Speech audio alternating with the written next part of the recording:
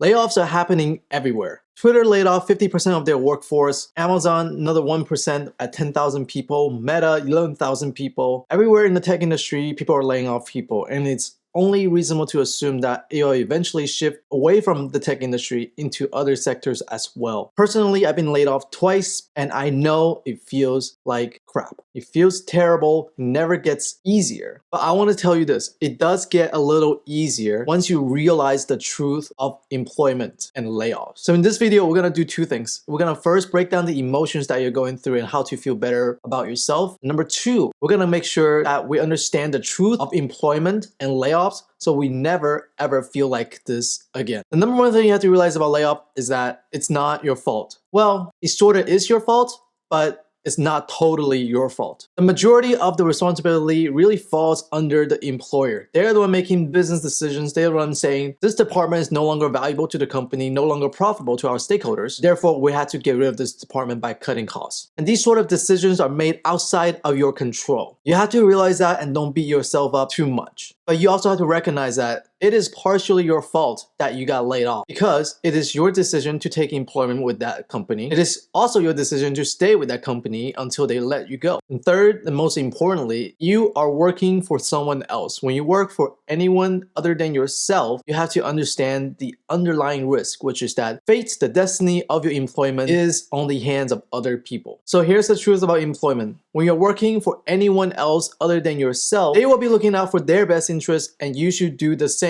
At the end of the day, it's not personal, it's business, as they would put it. So when you make a decision about employment, whether it's leaving the employer for a different job opportunity, whether it's starting your own business on the side while you have your free time, those are your decisions and things that you can control. Which brings us to truth number two. When you're working for someone else, you gotta treat it as a game. In this game, there are two major sessions. One is during the good times, and one is during the downtime or the bad time. In the good times, when you're working for someone, you're getting a weekly, bi-weekly, monthly paycheck, you're having a stable income, you can plan your expenses and your spendings around that. But during that time, you also have to think about the bad time. How can you plan for the worst? How can you plan for the time when you're no longer working for that person or that employer? How can you still make money? How can you still increase your financial stability? So during the good time, you have to think a way to diversify your revenue and income stream. And the end goal of this game is that you can be financially stable and emotionally stable whenever someone say they want to fire you. That is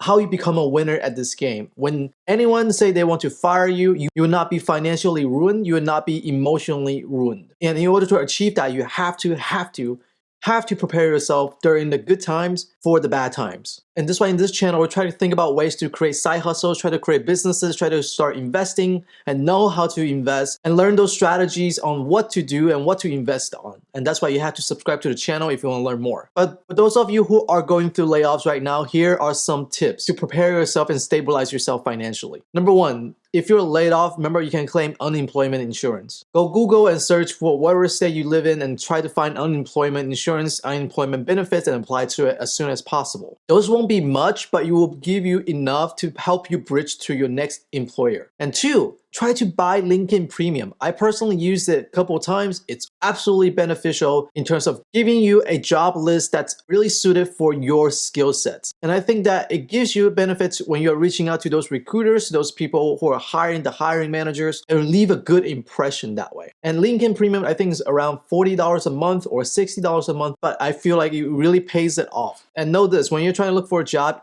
on average, it takes around 2 to 3 months, depending on how good your interview skills are and how in demand your skill sets are. Personally, the average time for me to find a new job is around 3 months as well. And I know I don't have to tell you this, during this time period, it's better to cut your unnecessary expenses, only spending on the most necessary things like rent and utilities and things like that. Worst case scenario, move back with your parents. It happens to everyone. Trust me on this. Once you get through this rough patch, you'll be on your feet again. And this comes to the next section. How do you handle yourself emotionally? I mentioned this at the beginning of the video. You have to realize that it's not your fault, it's not your competency, and it's not on you that you got laid off. It's hard at first, especially when it was your first job, or especially if this is your first time being laid off. You might revisit in your head, what are some things that you could have done differently? But The reality is the decision-making process of cutting a particular department is not on you. It's outside of your control. So what you can do is just realize, settle down, think about it, feel it through.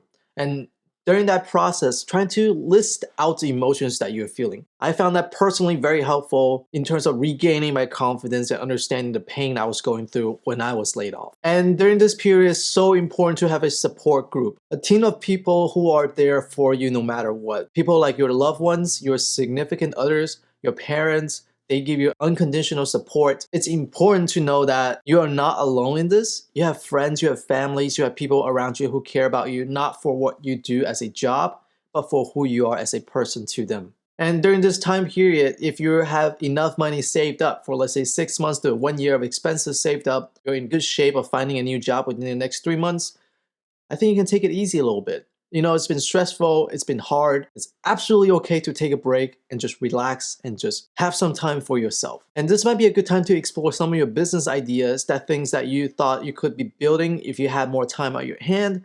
If you're a coder, that's great. Try to work on a project that you think is important and try to see if you can take that somewhere. And that's it. That's the truth about employment and layoffs. When you're working for someone else, the decision of staying employed is really outside of your control. So during the good times when you have a job, your secondary objective should be how can you start other streams of income? How can you start side hustles? How can you learn about investing? What kind of investments you can make in order to make yourself more financially stable during the bad times, which will always come. So remember to subscribe to the channel. I'll talk to you next time. Bye.